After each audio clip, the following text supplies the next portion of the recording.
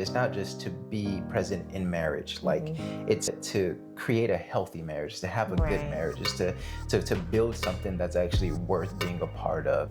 Obviously, being present in marriage is hard, especially if you're like us and you have kids and you work and there Right. just doesn't seem to be any time in the day. If you really want to have a good marriage, if you really want to really see the fruit of Yeah. your marriage, that like to be present is.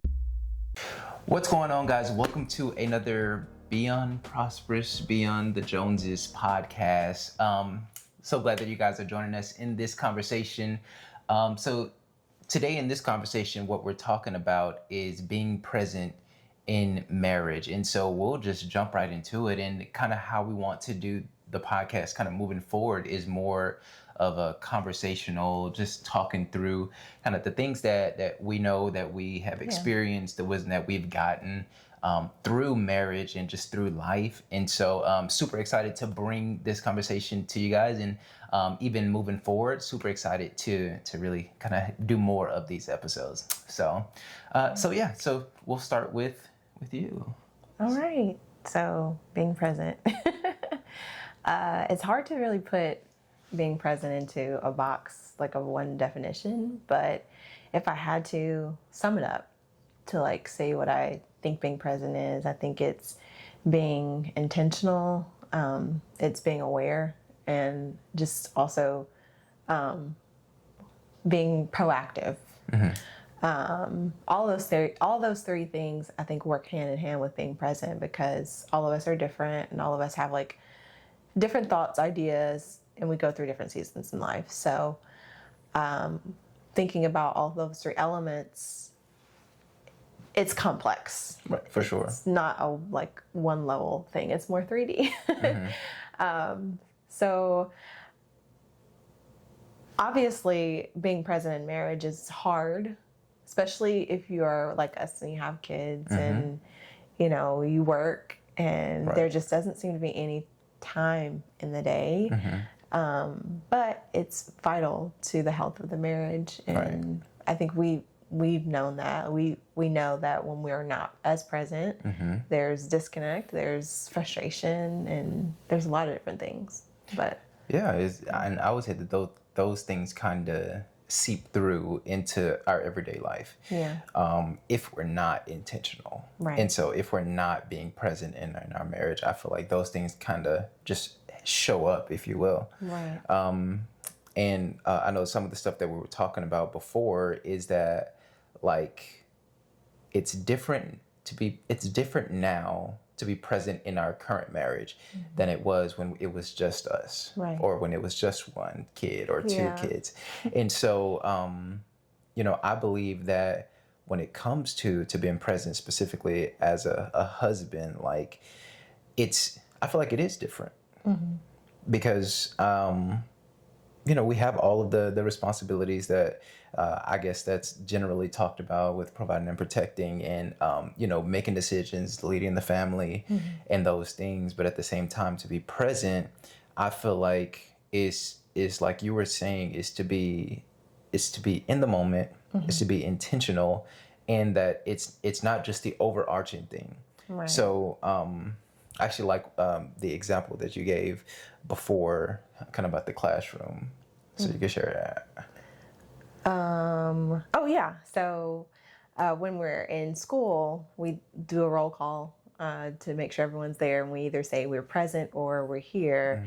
And it just shows that being present in marriage, like you have to be focused. You have to be like aware of where you are and what you're doing in your marriage. So, and so I feel like that's kind of how it has to be, especially because ultimately what we're getting at is not just to be present in marriage, like it's to create a healthy marriage, to have a good marriage, is to build something that's actually worth being a part of. And so like to be present is to be intentional, and all those good things, all those practical things that you would hear in a short clip and things like that. But what is the point? Like, what is the end result? And I believe that it's ultimately to build a life that's worth living. It's ultimately to have a marriage that's worth being a part of. That if you have kids, if you don't have kids, that this is a vital part of Yeah. actually being married. And so it's not just like this foo-foo thing of like, just a couple of tips here, a couple of principles here, but it's Right. more so like, for real, like, if you really want to have a good marriage, if you really want to really see the fruit of Yeah. your marriage, that like to be present is like it's a real thing. Right. I agree. I love what you said, and I think that it just further proves like the sanctity of marriage and how sacred it is, because it is something that you have to be intentional about. And when you think about it, the goal, like you said, is to have a successful marriage, but also it's to reflect heaven. That's what marriage is. It's a reflection of heaven. good. And so being present is just how would you say, it's a characteristic of a healthy marriage. It's a characteristic of a healthy relationship with God, being present with God. Right. And so it's easy to think, okay, there aren't as many scriptures in the Bible to help us to really be able to know what a good marriage looks like. But if we think about just the practical things that he shows us about our relationship with him, that's how we find out like what is essential for us to be able to be successful in our marriage. Right, right. And so even something that I was thinking about, like when it comes to your presence, like in the house, it's like I can be in the house, I could be in a completely different room, but just to know that you're in the house makes a difference. Yeah. Because I remember, like, I think that the kids were probably in Alabama or somewhere, and so it was just me, you, and Trinity, and I think you guys were gone, and I'm just at the house, kind of playing the game or whatever, and I'm playing like an hour go by, and I'm just like, man, like, it's kind of lonely. Felt different, right? It's kind of lonely here when you could be here and I could play for 2 hours, 3 hours, or whatever, and it don't feel no different. But just you not being here, like it makes a difference, and that kind of makes me even think about when we are as believers and as Christians living out our faith. When we go to church and things like that, or small group or whatnot, like we're trying to bring the presence of God, like wherever we are. Yeah. And how, when you think about that, it's like, well, God is omnipresent. So God is everywhere. But there is something about him being in, like when the atmosphere changes when God arrives, Yeah. And I believe that when it comes to our marriage, that the atmosphere changes when we arrive and when we're present actually in the marriage. And so it's not even just for the benefit of me, but it's the benefit of us. Yeah. And also it's how I'm experiencing you. It's how I'm seeing you. Right. And so I think that it's so important to be present because it brings something to the table. Yeah. I think something that I was like saying yesterday was that you feel that emptiness because like I'm a spirit that is here, even if I'm not saying anything or doing anything in particular, like that is who I am. Right. And so when I'm not here, you don't feel that presence. And it's so crazy because we don't think of it that way. We think of it like, oh, they're just a person. They don't make a big difference, but it makes a huge difference. So it's important. It's vital for us to be present in our marriage. I also love what you said yesterday about like going back to the purpose of being present, about how the vision is so important. Yeah. Like when it comes to being present. Yeah. So. Yeah. So just talking through this whole experience of being present, I feel like another practical way to be present is to be actively working the vision. And what I mean by that is like whenever we got married, and we'll just talk about it as obviously we got an audience, but like when we got married, there was something in our mind that said, this is the life that I want to build and this is who I want to build it with. Right. And so that vision is there. And I believe that, in so many marriages, especially today, we see the divorce rate, what it is, half of the, people Right. that get married are getting divorced. And it's not just people outside of the church, it's also people Right. inside of the church and believers and things like that. Right. And so I think that that is partly a result of two people building a life apart. It's not a core, like to be present is to like be focused on the vision and that vision actually bringing Right. you together. Because when me and you, when we get together, when we sit down and we say, this is the life that we want to build, even now, 4 kids, do we want five? Yeah. 4 kids, do we want a different house? Like, do we need to add a car? Like, how does this look in the future? I think that when we are actually present, it brings Yeah. us together and we build a life together. Because, what is the point of staying together if you're saying, oh, I feel like we're growing apart? And so I think that that is what happens. One person is growing this way, another person is growing another way, because they're not focused on the vision that they said that they were building together. And so it could be one person that's maybe even moving a little bit slow, another person's like excelling in all these areas, and now Yeah. that they're excelling, they feel like my partner is not like helping me build a life that we said that we were going to build, and I have an Yeah. issue with that. Right. So And we tend to just continue to drift in opposite directions. That's a but good word. We have to align ourselves and center ourselves, and that vision is the thing that does it. Right. And the thing that I think about with you saying that is a plant, whenever a plant is growing apart, like when those little individual stems are growing apart, typically there'll be a rod that's placed there by whoever has planted that particular plant.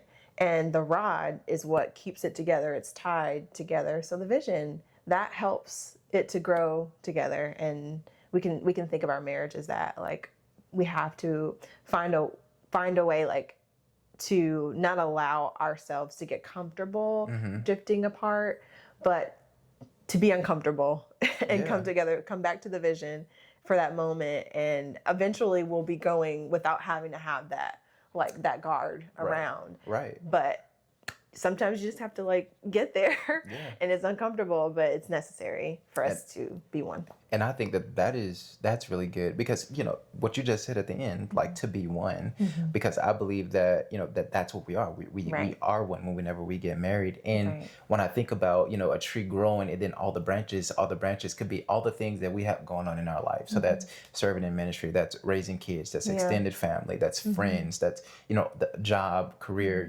financial plans. Like, all these things are branched out, but it has to come from the vision. It has to come from the core, the center. That's the foundation of what we're doing. And so I think that is really a action step there. Like, if you don't have a vision in your marriage, it's time to get one. Like, it's so necessary, because if you don't have a vision, you could just be drifting, like you said. Exactly. Be drifting. So Exactly. And if you don't believe that it is a biblical thing, the Bible does say, like, talking about Jesus being the vine and us being the branches, and then apart from him, we're nothing.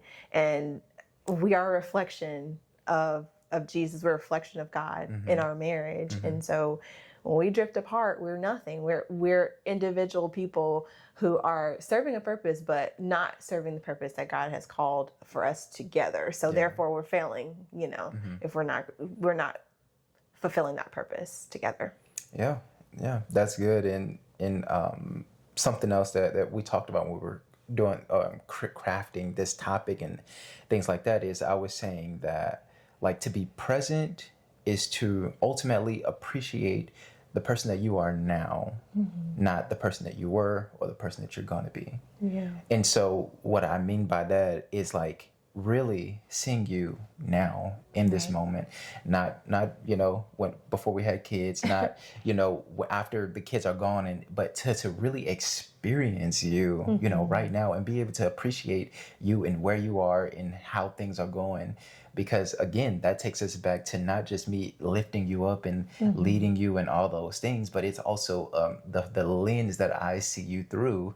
Because if I judge you by the things that you did in the past, or if I judge you by the things that you have not done that's going to be in the future, then that could take away from the way that I love you and how I treat you and how I Yeah. think about you and all those things. And so Right. I feel like it's so important to be present because it filters out all the stuff that's unnecessary. So, Right, right. And it can be challenging. I know that sometimes when we are in the present, we think about the past and the things that for sure. we have gone through or experienced that are similar. But leaving, like having to center yourself and think about the present is hard because you think like you already know. Like you think you have spent this amount of time with I've spent this amount of time with you. Right. So I know you. I know your triggers. I know what makes you upset. I know what makes you happy, how I can, cheer you up or whatnot. Right. But sometimes that limits us. It limits us because we're not making room and space for an evolved you. Yeah. We're not giving that space for that. Right. Because we're growing. Like Right. we're growing. We're not staying stagnant. We're not like we're growing in some direction. Like we could be decreasing in our growth, but at some point we're growing. Yeah. And so it's important that we make that space to be present because that's the only way that we can look forward, Right.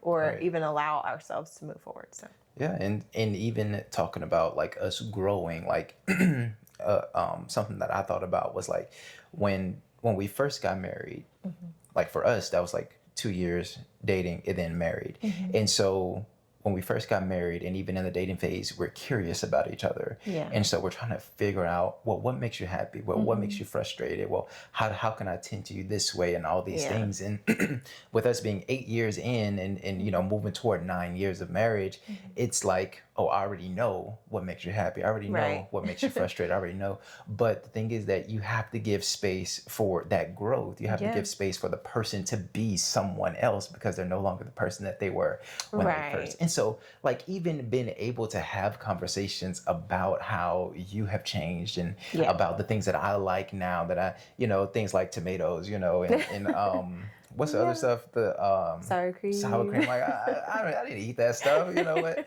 you get married and they start cooking and all that good stuff, and it's like, all right, Yeah. that's what we doing. Right. Well, that's in there. And so, Yeah. And but, I can yeah. say the same thing. There's lots of things that I do now that I didn't necessarily do or like now that I didn't even try Right. before. Right. Like, I mean, I tried sushi before, but I feel like I like it more now because you like it. And things like I that. don't even know how that started for real. I don't know. But yeah, I believe that it's necessary. Like a part of being present is to allow that space for your spouse to be different, and like this is the person that you married, and I think that's why it's important to be connected to the vision, because what comes out of the vision is the character that Yeah. you both want to see out of each other, Right. and so I believe that so much comes from the vision. It's really a fundamental foundational thing that if you don't have it, like it can leave you drifting and leave you not knowing, like, why did I even do this? Why did I get Right. married? And one of the thought that I had is so we're doing this, we're leading this small group, young married couples. And one of the things that I challenged, the customers, one of the things that I challenged the group on is when we're talking about a husband and a wife, is for the husband, the Bible basically tells us to love your wife as Christ loved the church. And I think that as an example that we've all heard is that Christ died for the church. And so I believe that, like, when you're loving your wife like Christ loved the church, I asked the couples, what made your wife worth dying for? And what that symbolizes is not a physical death, but that sacrifice, that sacrificial love of like, whatever I have to do, I'm going to provide. Whatever I have to do, I'm going to protect. Whatever I have to do, I'm going to serve. Because ultimately, marriage is the ultimate serving vehicle, because this is like every day we wake up beside each other. This is like every day we're in communion with each other and in communication. And so, and it's easy to talk about on a podcast, but it's harder to live out in reality. Yeah. But I believe that for me as a husband, I have to stay in touch with what made you worth dying for? What did I see in you? Why did I fall in love with you head over heels, you know? And for the wife to the husband, what made him, I can't remember Worth exactly. following. Worth following. Yeah. What was it about him that was worth following? Yeah. What did I was he literally say? going to say, like, yeah. It's about, like, remembering why I trust you and I trust you to lead our family. Yeah. Like, those are things that I have to keep close and when I'm thinking about being present, because that's what's going to help me to really do it selflessly, like without any inhibition or anything like that, but just focusing on the fact that I trust you and I believe that the Lord speaks through you and, you know, makes decisions through you. So I have to be able to trust that. So that's the way of being present. Like just actively being aware, like, okay, this is the person who I married and who I trust. I made vows to submit to your leadership and to submit to whatever vision the Lord has given you for our family. So an example like of the wife being present in a way that a wife can be present in their marriage. So, and that's difficult. That's hard. It is. And I think that trust is really a whole nother topic in itself, because it fluctuates with experience. Right. And I think that goes for anything and anyone. Yeah. And so, yeah, like, I think that that's a totally different topic to hit on. But yeah, to be present. So what is it like to be present now versus being present when we first got married? Yeah. Now it's a lot harder with having the 4 kids, because there's so much that needs to be done for them. There's so much attention that has to be given to everything that they need. So I tried to just like be intentional about like making sure when you get home, like the atmosphere is peaceful, or, you know, the kids are not rowdy or anything like that. Try my best, because you know how that goes when you get home. But like, I tried things like that. I tried to, you know, make sure that we have our time, you know, if we can, throughout the week. And I just, you know, try to show up in little ways, because I can't like do the things that I really desire right now. Like, there are larger things that I want to do, but just where we are, like, I just can't do that right now. So I just tried to, you know, when I get up in the morning and make your breakfast and your lunch, like, that's me being present for you, knowing, okay, this is a need that he has, and I am willing to do this. I take joy and pleasure in doing it and making sure that you are taken care of for the day, because I know you have a long day. You work out in the heat, and it's just a lot. And I know sometimes, you know, I don't have everything perfect or everything together in the mornings, but I try to be intentional about that. I have no complaints, because breakfast is always in my bag and lunch is always right next to me. So, like, I really have no complaints. And so,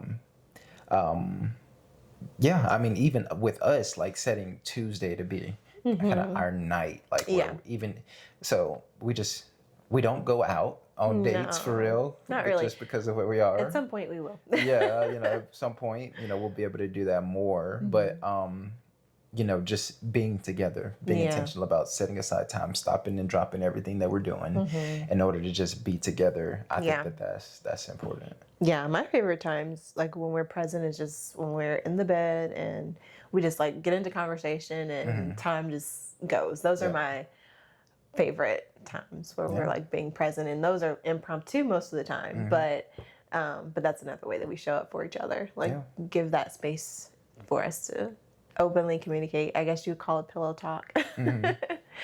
So Yeah. So, so right now, what are some easy, things that are easy to do, to just like that, like automatically, like, you know, this helps us connect. Obviously, talking, just sitting down, just setting aside time and talking. So, I mean, I guess like even this. Yeah. I mean, this is communicating. Like, I think that's just the core of it. Yeah. Like, because it takes communication to even do any of the other things. I think, so like being intentional, and if I am feeling a certain way about some things, like being able to say that to you and we figure it out together, those things. And then also like the things that I'm not necessarily, or I might be thinking about, but I don't say it out loud, because we're connected and because we're one. Like you feel these things and you might not be experiencing what I'm feeling exactly, but somehow the Holy Spirit like just puts it in your spirit. Like when last week or the week before you were just like, I'd like to make like Thursdays like your day to where you can do something on your own and all of that. I was already thinking like I could just really use some time just to decompress, and because working is a lot, and then having the kids and all of that. But I wasn't gonna say anything. I wasn't gonna bother. Or, I didn't even have a thought to think I need some time to go out, But when you said it, I was like, oh my goodness, like that answered the unspoken prayer, because I didn't even pray it out loud or even pray at all. It was just a thought, and the Lord answered that through you. And so I think it's just important, like the connection part and just being aware, like because again, like there could have been a lot of things that made you make that decision. More than likely it was something that you saw or observed from me. And that shows that you were present in those moments. Yeah, typically it is something that I'm inspired by. And I know that more than likely, I can't tell you exactly what it was, but I'm sure it was a combination of things. And I'm sure one of the things was you leaving me by myself with them kids and our kids.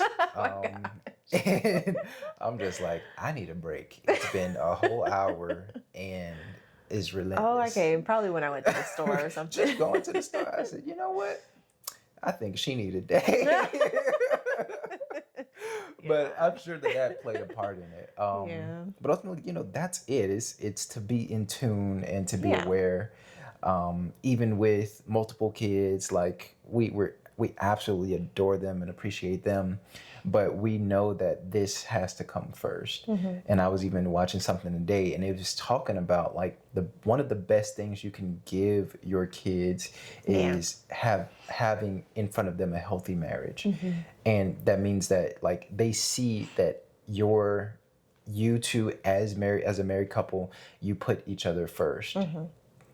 That speaks volumes. And I think that that's so good, because I'm even thinking about something else that I saw that talked about like when you're raising kids, what you're ultimately doing is you're raising the next generation that's going to raise the next generation. And so if we raise kids that put the kids first, the marriage it's going to fail. You'll see each other drifting. And so that teaches the next generation, and then somebody at some point have to pick up the baton and say, you know what, the Bible got it right. Until death do we part, forsaking all others, all the things. It's like this is first. And I think that we've seen the fruit of that, and I'm excited to really talk about our kids and our experience with our kids. Because I feel like we have very good kids, and I believe that is a direct product of us having a great marriage. So. I agree. It's a blessing, and I think like even we have to dissect that a little bit more, because there's some things we just don't know what they have seen that contributed to it, but it is a blessing. So I'm excited. At some point we'll have them on the podcast and have them share something, I guess. But yeah, do you have any other thoughts on being present in marriage? I think it's so vital, like we said earlier. And if you find yourself in a place where you're not present, refocus. Align yourself with the vision again.